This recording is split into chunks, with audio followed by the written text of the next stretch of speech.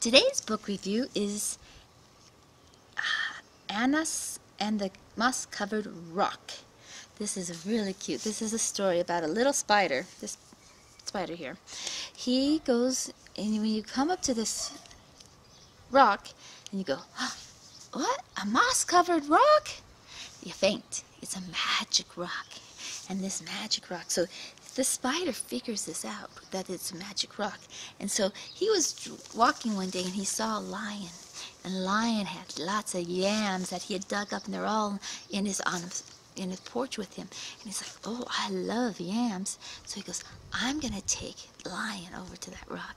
So, Lion, you want to go for a walk? And they took him. He goes, shows him to this pathway, takes him to the rock. And it's like, oh, what's that?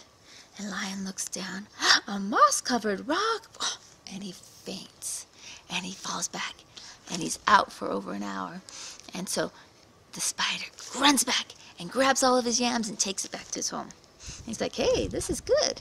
You know, so he does it to the hippopotamus, the rhinoceros, the giraffe, the zebra, and he's doing it to all these animals, and he's taking all these things. But if you, in the background, there is the bush deer. And bush deer is watching all this happening. He's way back there. He's watching it all, and she sees what's going on, and she knows how to do it. So she goes up and she takes a bunch of coconut. She goes and gets a bunch of coconut and puts it around her, in her porch, and she's sitting there. And the spider comes up and says, hey, you want to go for a walk? And she's seeing it. She goes, yeah. And so they get to the rock, and he's like, look at that. What is this? And she's like, what's what? I don't see anything. And she's looking all around, and the spider's, what's that? What's that? And he's like, I don't know. What is it?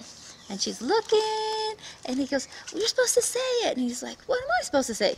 Isn't that a strange moss-covered rock? And then the spider faints. And then he goes back. She goes and she gets all the animals that the spider has tricked, and gets them all, and they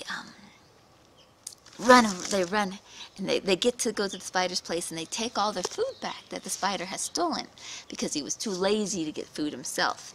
And then when he wakes up, the trick has been put on him. So this is, you know, it's a good book to talk to your kids about. First of all, some people might be nice to you, but they have alternative motives. The spider was not being very friendly, was not being a true friend, because his real desire was to steal food from the animals that he took on walks, and he was being really friendly to them.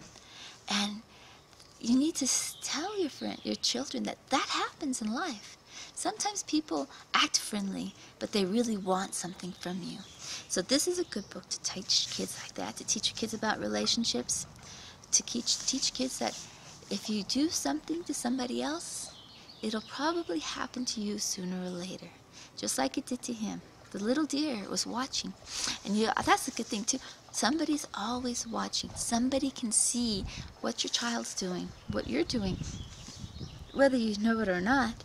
You know, the spider didn't know that little deer was watching him, but she was, and she saw everything, and she knew what to do.